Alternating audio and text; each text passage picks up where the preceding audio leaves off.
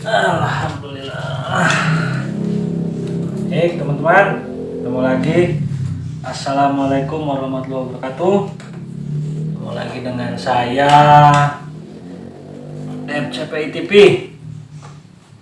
Hari ini saya akan membahas tentang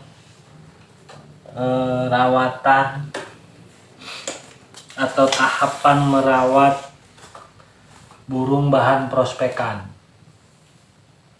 Ya, tahapan merawat burung bahan prospekan. Nah, prospekan itu ya macam-macam sih. Ada yang namanya prospekan kan, bisa juga kita lihat prospekan itu hanya dari mungkin katurangan. Ada juga yang kita lihat dari paruhnya aja. Ada juga yang kita lihat dari, mungkin pernah kita lihat burung ini dulu ngadu atau kayak mana, terus agak bagus jadi kita tertarik untuk beli. Tapi posisinya burung ini masih dalam kategori belum prestasi, teman-teman. Ya, burung belum prestasi. Artinya kita sebut saja bahan prospekan. Kalau mau disebut bahan banget ya enggak, karena burungnya enggak kita udah familiar lah sama manusia kan gitu ya, kira-kira ya teman-teman ya. Oke.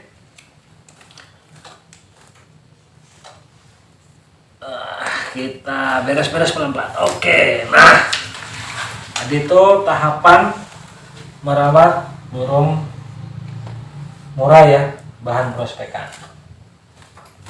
Tahapan yang pertama adalah kita mengkondisikan tahap pertama itu mengkondisikan atau pengkondisian. Kenapa perlu pengkondisian? Karena kita belinya bahan, bukan burung yang udah jadi. Nah, yang seperti saya bilang lagi tadi, yang namanya bahan itu kan kadang-kadang kita lihat bahan itu, misalnya kayak saya lihat, burung ini kayaknya sehat deh, satu, paruhnya masuk, kakinya agak hitam, dan yang terakhir yang gak kalah penting apa teman-teman? Murah. Gitu, karena dia murah kita beli kan gitu ya. Tahapannya yang pertama adalah pengkondisian dulu. Apa yang dikondisikan? Yang pertama adalah fisiknya, kesehatannya dulu yang kita kondisikan, kita perbaiki gitu. Dengan cara apa? Ya mungkin dengan asupan nutrisi, ya kan? Asupan nutrisinya gimana caranya? Gimana cara menghitungnya? Yang namanya pengkondisian tuh nggak usah dihitung dulu teman-teman. Yang penting dia makan secukupnya. Ingat ya, ini pengkondisian. Dan pengkondisian ini hanya berlaku untuk burung bahan. Jangan salah loh. Nanti ngomongin pengkondisian, burung udah jadi dikondisikan, mentalnya segala macam. Gitu. Yang pertama tuh ya, tadi ekstra pudingnya atau makanan tambahan itu nggak perlu kita hitung seberapa lah, sekenyangnya dia. Kadang-kadang dia bisa cuma 10 dia udah berhenti, 15 dia udah berhenti, dan segala macamnya udah berhenti. Kemudian berapa jenis ekstra puding yang harus kita kasih di tahap pengkondisian ini? Saya lebih menyarankan satu jenis aja. Dalam hal ini mungkin jangkrik ya. Mungkin jangkrik aja deh. Nah, jangkriknya dikasih makan. Makanannya apa? Ya kalau memang tahap pengkondisian, kita berharap supaya si jangkrik ini menjadi salah satu sumber nutrisi utama selain pur. Nah, jadinya kita kasih makan apa? Boleh, mau misalnya dia mau kita kasih apa ya? Yang bertenaga itu apa? Glukosa ya. Bisa dikasih juga dengan tebu. Ada juga kalau kita mau dorong dia proteinnya lebih tinggi lagi supaya kadar airnya kurang tapi proteinnya tinggi, kita kasih makan pur. Purnya macam-macam, mau pur lele, mau pur ayam juga nggak apa-apa. Itu ya untuk ekstra puding, pemberian ekstra puding. Kemudian yang gak kalah penting dari pengkondisian adalah lingkungan, teman-teman. Kok lingkungan sih? Ya dong, lingkungan itu penting, karena sumber utama dari namanya tingkat stres adalah lingkungan. Gimana mungkin kan gitu bisa dikondisikan kalau lingkungannya tidak mendukung. Yang kedua, yang ketiga, mandi. Ya, yang namanya pengkondisian mandinya itu jangan tiap hari teman-teman, upayakan seminggu itu 1 kali lah, karena memang kita lagi ngejar gitu, ada yang kita kejar. Yang namanya bahan kayak gini nih yang kita kejar itu apa kan kita tahu. Oh, burung ini nggak bunyi berarti saya harus kejar birahinya. Oh, burung ini ngadu tapi cuman gaya-gaya aja, berarti yang saya kejar apanya. Itu beda-beda, tergantung teman-teman mau ngejar yang mana dulu. Kita anggap saja burung ini dalam posisi yang 0 ya, karena kita belinya bahan tadi itu yang pertama itu dia, karena kita lihat turangan, paruh segala macam.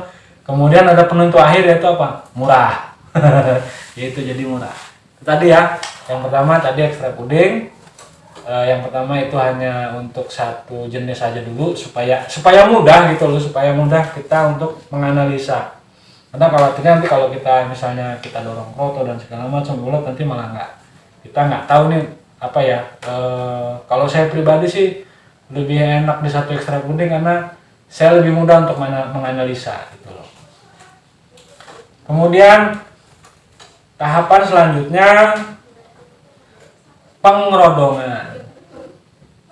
Nah, pengerodongan ini juga karena dia dalam pengkondisian gitu kan ya. Ini beda teman-teman, sekali lagi beda. Burung yang dalam tahap pengkondisian fisik itu kerodongnya harus dikerodong. Ya, karena ingat ini pengkondisiannya beda. Tapi beda lagi nanti dengan pengkondisian emosi, itu lain lagi itu ceritanya. Tapi ini pengkondisian fisiknya dulu aja. Kita nilai, kita anggap tadi karena burung ini baru dapat, kita anggap aja burung ini 0 semuanya. Gitu loh. Kerodong full. Jadi burung ini, burung yang pengkondisian itu kalau tidak ada aktivitas mandi dan jemur, dia full kerodong aja teman-teman. Ya, full kerodong aja. Kemudian perlu diumbar nggak? Tahap pengkondisian fisik sebaiknya burung tidak usah diumbar. Bagaimana dengan mandi jemur? Oke, namanya ngurusin burung kadang-kadang kita gatal mandiin lah, pengen mandiin, nggak apa-apa, mandiin aja, tapi upayakan pemberian mandinya itu di pagi hari. Jadi dikasih jangkrik dulu, seberapa dia butuh, kemudian kita mandikan. Setelah mandi, angin-anginkan, jemur angin-angin, kering, selesai, kerodong lagi. Seperti itu dalam tahapan pengkondisian. Terus bagaimana sih kita bisa tahu burung ini udah selesai pengkondisiannya? Setiap burung itu punya pembawaan yang beda-beda teman-teman. Ada yang bawaannya dia ngeplong, ada yang bawaannya dia ngeriwik, ada yang bawaannya dia ngeplong nembak, ada yang bawaannya nembak-nembak terus, polisian, itu ada. Itu dalam posisi kondisi yang tahapan kondisian di mana masing-masing burung-burung itu berbeda-beda bawaannya. Oke. Ada juga dia yang dalam kondisi, kalau dia dalam kondisi dia masang-masang aja. Gitu kan. Masang, dengar suara apa dia masang, fight-nya keluar. Itu tadi teman-teman sekilas pengalaman saya dalam mengkondisikan merawat burung bahan prospekan.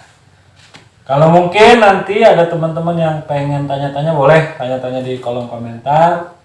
Sebisa mungkin saya jawab. Kemudian minta tolong nanti kalau ada teman-teman yang tanya, sertakan perawatan detail supaya saya bisa bantu. Ya, mudah-mudahan apa-apa yang saya bagikan ini bisa bermanfaat buat teman-teman semua. Jangan lupa like, jangan lupa subscribe. Kalau mungkin ada kawan-kawan yang membutuhkan, silahkan di-share. Saya akhiri. Assalamualaikum warahmatullahi wabarakatuh.